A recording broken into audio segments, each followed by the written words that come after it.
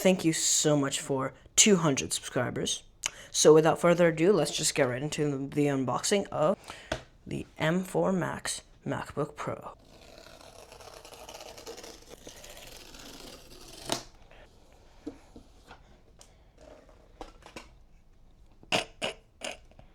Whoa, okay. Let's just pretend that didn't happen. We'll save this for later.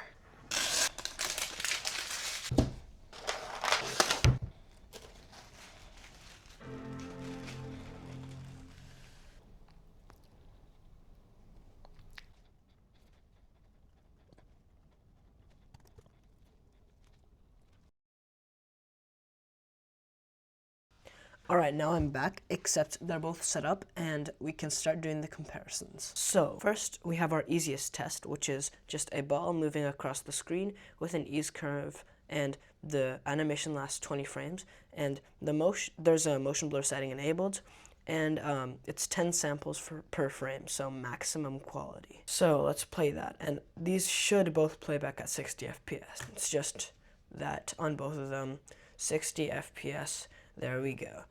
Oh, that's a bit of a preview of the next test. Okay, the next test is the Film Look Creator node and everything you could ever need on it.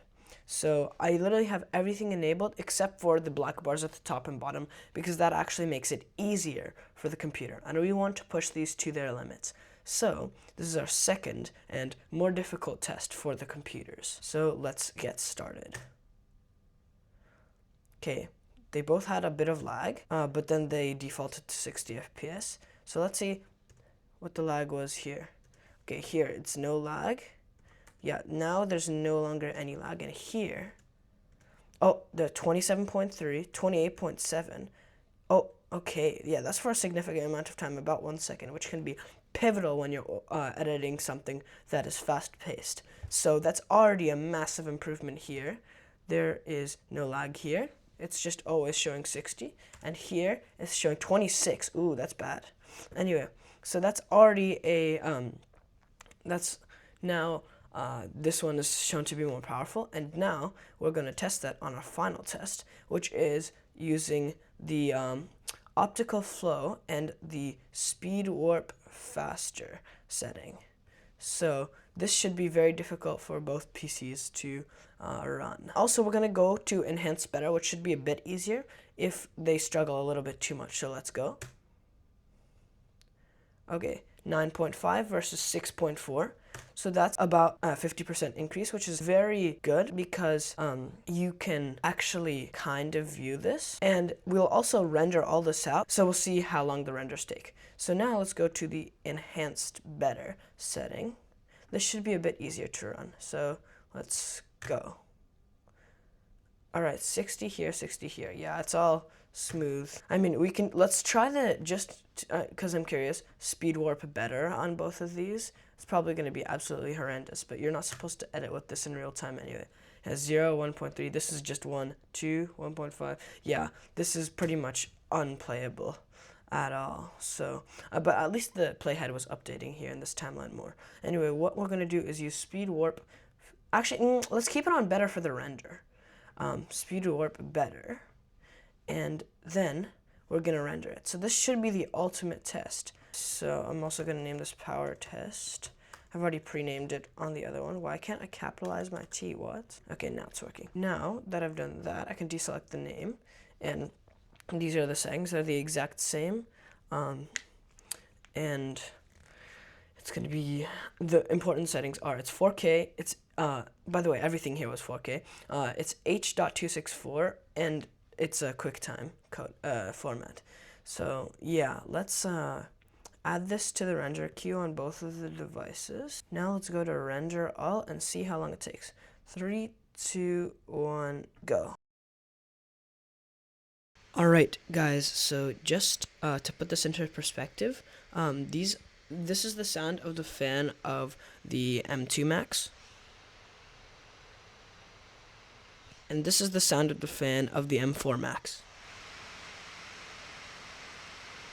The M4 Max is significantly louder because Apple has put a lot more power into this, and the fans need to keep up with the power to make sure that the chip is cool.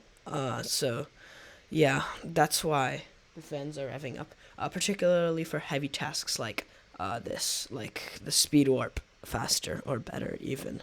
So let's see. We have our first finisher 13% ahead of the M2 Max currently. Let's see how long that one takes. We have our second finisher. So this one finished in 5 minutes and 41 seconds. This one finished in 7 minutes and 39 seconds. So we have a clear winner. And keep in mind that this is the majority of the time was spent rendering this this clip, the one with the optical flow.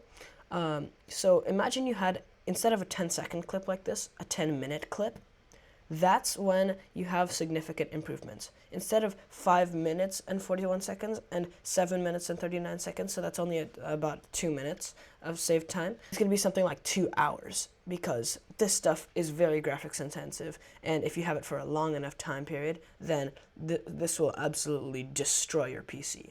So what you want to do is have a faster one in order to save you, let's say if it's a 10-minute clip, 2 hours.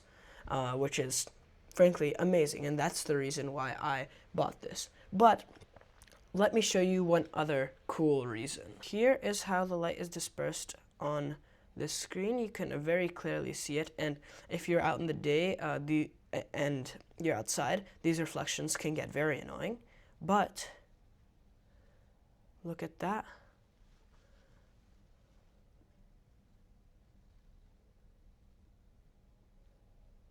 Isn't that absolutely insane? It works so well, the nano texture display.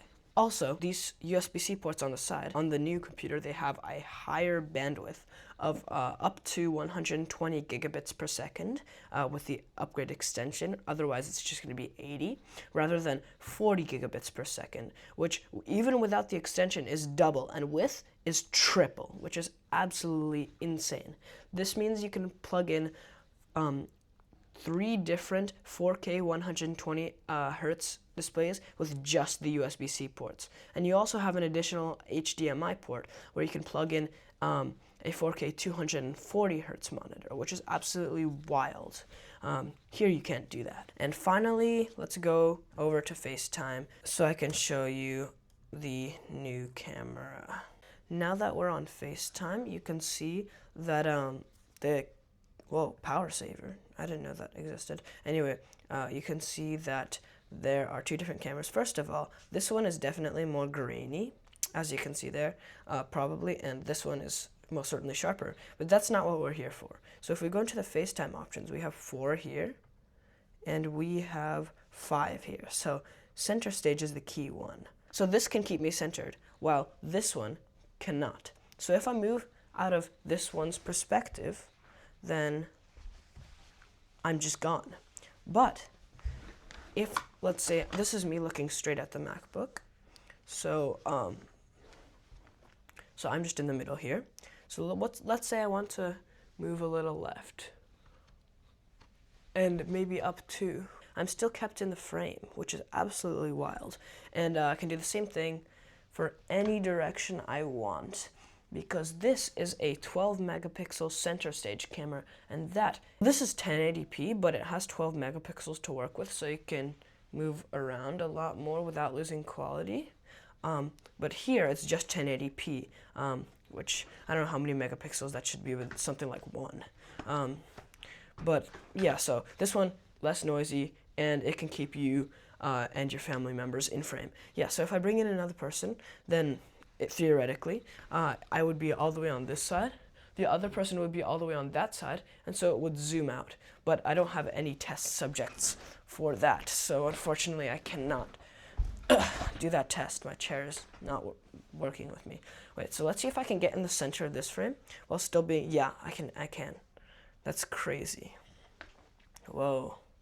Yeah, so that is the M4 Max MacBook Pro. Oh, and let's just watch the power test on both of these MacBooks. should look exactly the same, except for the fact that that one has a bunch of fingerprints on it because I've been using it for a while. And this one, probably the light reflection doesn't affect it nearly as much. Yeah, so this is with the speed warp. What was it, better? I don't remember.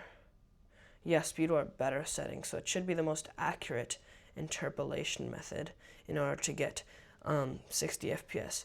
And this is just to DaVinci Resolve's credit, but it's shockingly accurate how good the interpolation here is. Like, I cannot tell that this is AI generated. Like, half of the frames here are AI generated, which is absolutely insane. So, thank you DaVinci Resolve, and thank you Apple. Obviously, I'm not sponsored. I don't have the subs for that, but yeah. That is why I bought the M4 Max MacBook Pro. Significant performance improvements, as well as the nano texture display and the center stage camera. It's pretty perfect. Thank you for watching, and I'll see you in the next video. Bye. Oh, wait. One more thing. There's a microfiber cloth that I was going to talk about, so let's just put this on sleep mode. So you can see if there's any stains, you'll be able to clean them off using this microfiber cloth. It would normally cost $20 individually, so this is an absolute steal. Okay, I'm gonna go store this in a sacred place. Now, thank you for watching. See ya.